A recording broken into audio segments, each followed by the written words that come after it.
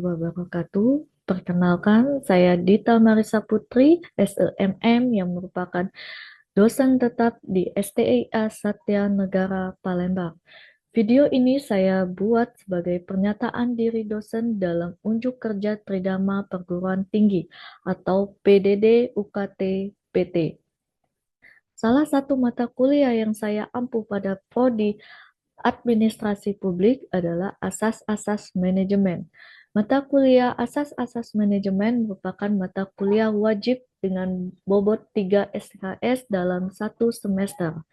Pada kesempatan ini, saya akan menunjukkan proses pengajaran menggunakan teknik delivery, interaction, and assessment atau DAI. Yang delivery merupakan bagaimana dosen akan menyampaikan materi pembelajaran melalui presentasi dan ceramah. Interaction adalah bagaimana seorang dosen melakukan interaksi dengan mahasiswa selama proses pembelajaran di kelas dengan melakukan tanya jawab dan diskusi. Dan assessment adalah penilaian akhir yang diberikan dosen kepada mahasiswa melalui tugas, kuis, absensi, UTS, dan UAS. Adapun deskripsi mata kuliah asas-asas manajemen ini membahas tentang pengertian manajemen, etika profesi manajemen, perkembangan manajemen, manajer dan lingkungan organisasi, perencanaan, pembuatan keputusan, pengorganisasian, wewenang, tanggung jawab, dan delegasi wewenang, motivasi kepemimpinan, dan pengawasan. Diharapkan mahasiswa mengerti, memahami mengenai manajemen sebagai ilmu pengetahuan yang dapat membantu, mengatur, mengorganisir suatu kegiatan atau aktivitas dari suatu sistem, instansi, atau lembaga. Selain itu, juga diharapkan mampu menguasai teori-teori dan mengembangkan asas-asas manajemen, serta menguasai model-model dan fungsi-fungsi manajemen yang pokok, menguasai konsep kepemimpinan dan manajemen organisasi. Adapun pencapaian pembelajaran pada mata kuliah ini adalah CPMK 1, mahasiswa mampu menjelaskan konsep-konsep dasar ruang lingkup dan pengertian manajerial. CPMK 2, mahasiswa mampu menguasai teori-teori dan mengembangkan asas-asas manajemen serta mampu menguasai model-model dan fungsi-fungsi manajemen yang pokok. CPMK 3, mahasiswa mampu menguasai konsep kepemimpinan organisasi dan manajemen organisasi. Pembelajaran pada mata kuliah asas-asas manajemen dengan metode tatap muka, yaitu diskusi, melakukan studi kasus, tanya jawab, dan penugasan. Adapun penilaian dalam materi asas-asas manajemen yaitu tugas 20%, kuis 10%, UTS atau ujian tengah semester 30%, UAS atau ujian akhir semester 40%. Berikut video pembelajaran saya. Selamat menyaksikan.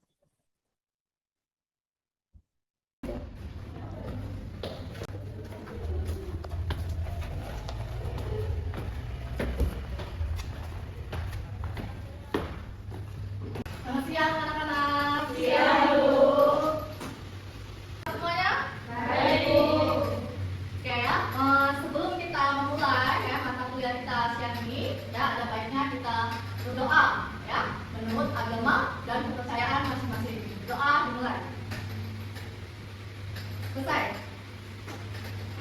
Oke ya, sebelum mulai materi ya Ibu akan absen ya nama kalian satu-satu. Metriani, hadir. Dita, udah masuk ya. Melida, Putri, hadir Bu. Tarisa, hadir Bu. Eliza, hadir Bu. Abelia Putri, hadir. Fatia, Intan, hadir Bu. Rafli. Kita lanjut ke bab 4 tentang manajer dan lingkungan organisasi. Ya, jadi organisasi itu berada dalam sebuah lingkungan. Ya, organisasi akan merubah lingkungan dan juga sebaliknya. Ya, lingkungan akan mendorong perubahan pada organisasi. Ya, jadi setiap organisasi ya dalam ukurannya baik itu ukurannya organisasi yang besar, menengah, ya dan kecil, ya secara keseluruhan itu pasti akan berinteraksi, ya berinteraksi langsung dengan namanya lingkungan. Ya, lingkungan di mana organisasi itu berada. Ya, lingkungan organisasi itu akan selalu mengalami perubahan-perubahan. Ya, jadi ya organisasi yang bisa bertahan hidup itu adalah organisasi yang tahu. Ya, organisasi yang bisa menyesuaikan diri, ya yang bisa menyesuaikan diri terhadap perubahan. Perubahan mana? Di lingkungan, ya di lingkungan mana organisasi itu berada. Ya, jadi dapat kita katakan ya lingkungan organisasi itu adalah kekuatan, ya kekuatan-kekuatan yang mempengaruhi baik itu secara langsung dan tidak langsung, ya itu.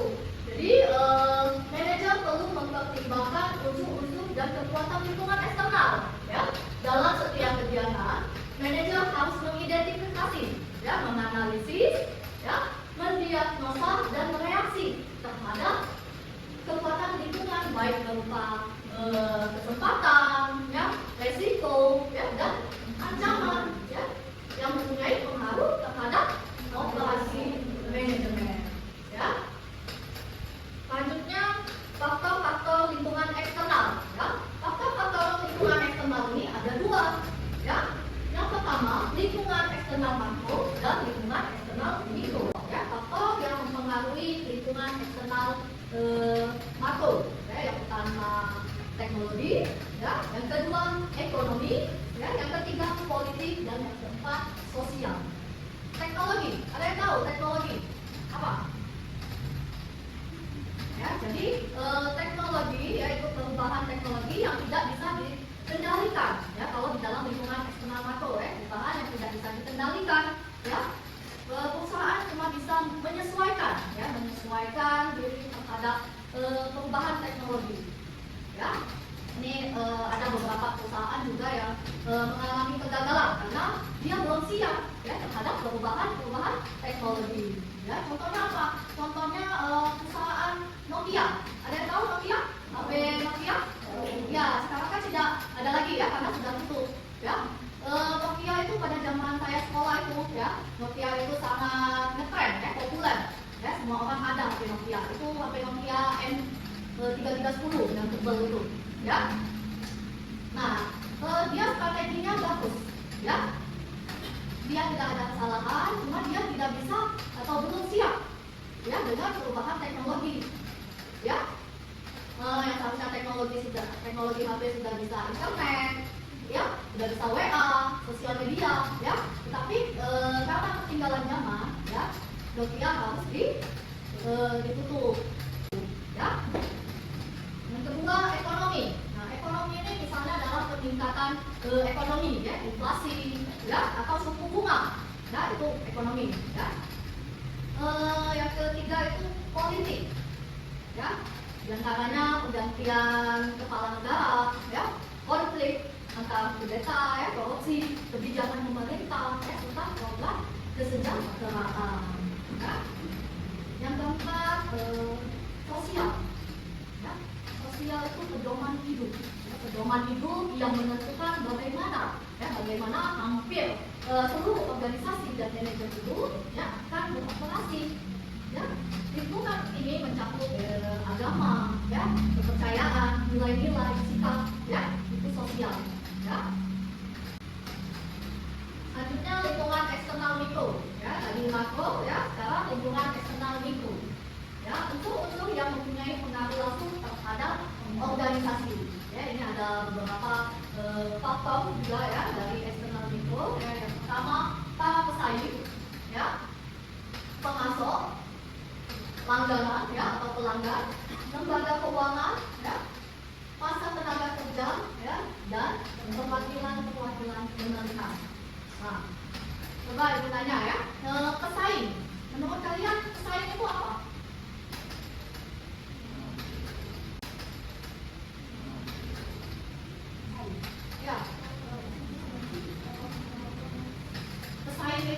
misalnya dilihat dari tipe, ya, dari jumlah, ya, dari market pasarnya, ya, itu kalau ada yang sama itu termasuk pesaing kita, ya, itu pesaing, ya, bisa dilihat dari jumlahnya, produknya apa, ya, tuh nilainya, ya, dan pesaingnya. Lingkungan persaingan perusahaan tercermin dari tipe, ya, jumlah dan norma perilaku organisasi, ya, dengan pemahaman akan lingkungan persaingan yang dihadapi, ya. Organisasi dapat mengetahui posisi pesaingnya, ya, sehingga lebih mampu mengoptimalkan operasinya, jalan produknya, ya. Misalnya toko sepatu, ya, toko sepatu itu kan ada yang penjualnya menengah ke atas, ya, ada juga menengah ke bawah. Nah, itu tergantung konsumennya. Konsumennya apakah dia ke menengah ke atas atau menengah ke bawah. Misalnya kita menjual ke menengah ke bawah, berarti konsumen yang menjadi pesaing kita itu adalah konsumen yang menengah ke bawah. Oke, ada yang mau ditanyakan? Oke, kita lanjut ya. Yang kedua itu penyedia atau pemasok. Ya, setiap organisasi itu sangat tergantung pada sumber, ya, dari sumber daya untuk memenuhi kebutuhan bahan baku, ya, atau mentah, bahan pembantu, ya, pelayanan, energi dan peralatan yang digunakan untuk berproduksi. Ya, misalnya kalau Gojek, ya, Gojek itu ada bahan bakunya, dia menggunakan jaket, ya, jaket itu bisa anti air, ya, dia kalau hujan tidak kebasahan, ya. Dia menggunakan dari kain yang premium, ya, dan juga menggunakan helm, ya. Menurut kalian apa itu pelanggan? Pembeli, ya, pembeli, orang yang beli produk yang kita jual, ya. Itu menggunakan strategi, ya, kebijakan dan taktik pemasaran perusahaan yang sangat tergantung pada situasi pasar, ya. Biasanya manajer pemasaran itu menganalisa, ya, dia menganalisa dulu profil pelanggannya, ya, yang sekarang dan potensi serta kondisi pasar, ya, dia juga menganalisa kondisi pasar, ya, dan kegiatan pemasaran perusahaan berdasarkan hasil analisa tersebut, ya, itu pelanggan, ya, misalnya kayak Gojek tadi, ya, pelanggan, misalnya kalian mau beli makanan, berarti kalian menggunakan GoFood, ya. Kalian membeli pizza, ya, misalnya pizza Domino, ya, menggunakan GoFood, dan itu kalian termasuk pelanggan dari toko pizza itu, ya. Oke, ada yang mau kurang mengerti atau ada yang mau ngasih pendapat tentang pelanggan? Selanjutnya lembaga-lembaga keuangan, ya. Lembaga-lembaga keuangan itu adalah organisasi tergantung pada bermacam-macam lembaga, ya, seperti perbankan, ya, perusahaan asuransi, ya, termasuk pasar modal, ya, untuk menjaga dan memperluas kegiatan-kegiatannya, ya, untuk membiayai operasionalnya selama beroperasi, ya, selama organisasinya beroperasi, ya, untuk jangka panjang, ya, misalnya untuk membangun fasilitas baru dan membeli peralatan baru, ya. Jadi untuk modal awal biasanya perusahaan itu atau organisasi itu meminjam, ya, meminjam modal kepada bank, ya. Meminjam itu ada syaratnya. Apa syaratnya? Selain KTP harus jaminan. Iya, benar, harus ada jaminan. Ya, kalau kita tidak ada jaminan, perusahaan tidak akan meminjamkan karena dia takut uangnya akan tidak terbayar. Ya, kalau kita tidak bisa membayarkan jaminan, ya, jaminan itu bisa disita, dilelang, ya, dilelang. Selanjutnya pasar tenaga kerja, ya. Organisasi memerlukan sejumlah karyawan, ya, atau personalia, ya, dengan macam-macam keterampilan, ya, kemampuan dan pengalaman, sehingga perlu menggunakan banyak saluran, ya, untuk menarik dan mendapatkan karyawan, ya, karyawan tersebut. Dengan cara apa kita mendapatkan karyawan tersebut? Hah? Ada yang tahu? Ada yang tahu? Diseleksi, ya, diseleksi, ya, kita dari perusahaan membuat lowongan, ya, lowongan, ya, kemudian ada yang calon karyawan yang mendaftar, ya, itu baru seleksi, ya, setelah seleksi, ya, dilihat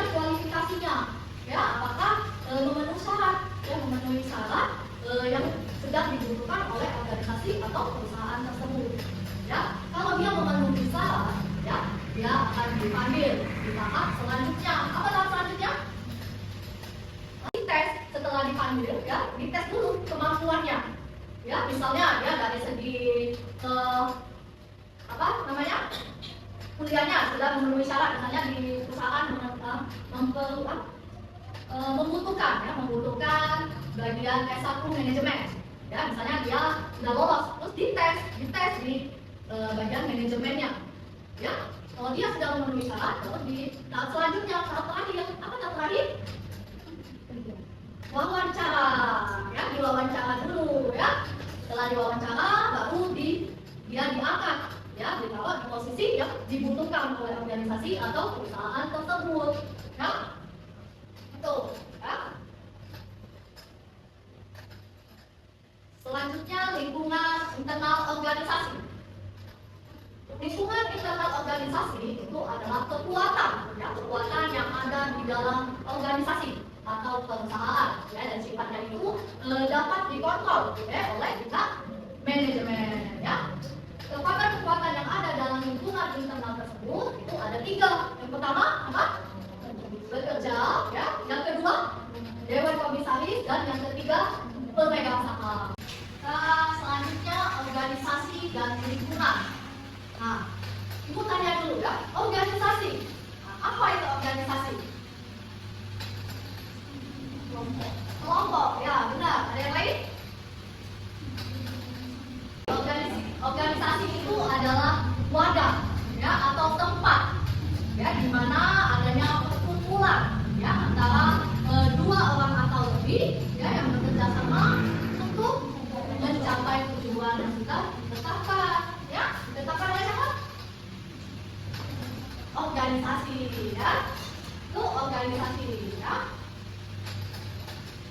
Nah, ya. Selanjutnya lingkungan eksternal, ya, ini dipengaruhi manajer yang bervariasi. Ini berdasarkan tipe dan tujuan organisasinya, ya. Di antaranya bisa dilihat dari posisi-posisinya, ya.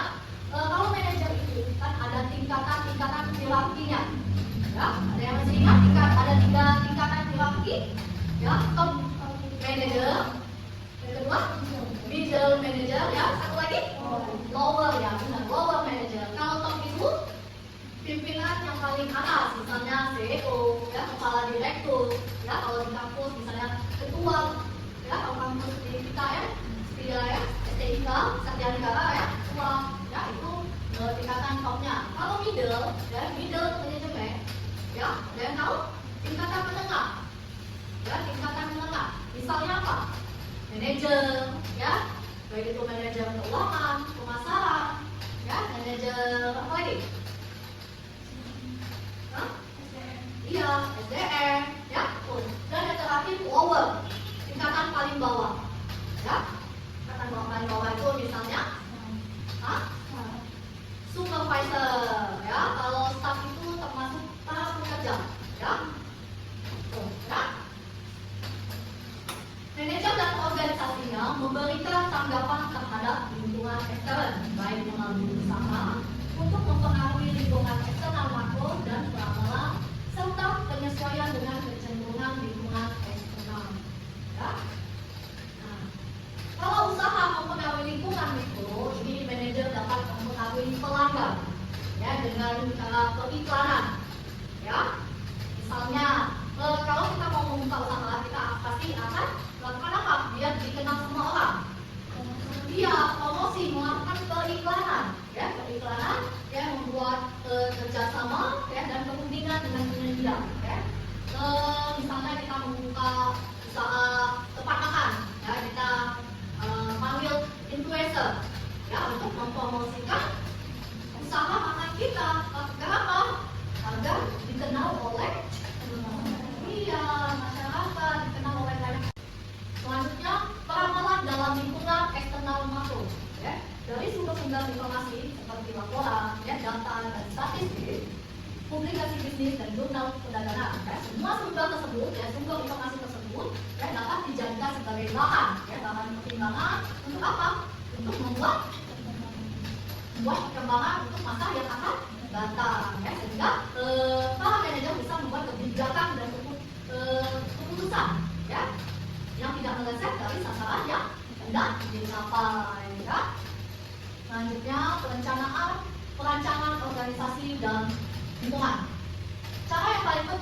manajer ya untuk menyesuaikan dengan lingkungan, yaitu melalui pengembangan dan implementasi.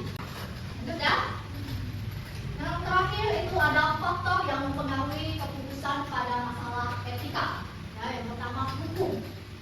Ya, hukum itu memberi batasan, ya, memberi batasan standar etika. Misalnya tidak menayangkan iklan yang menipu, hoax.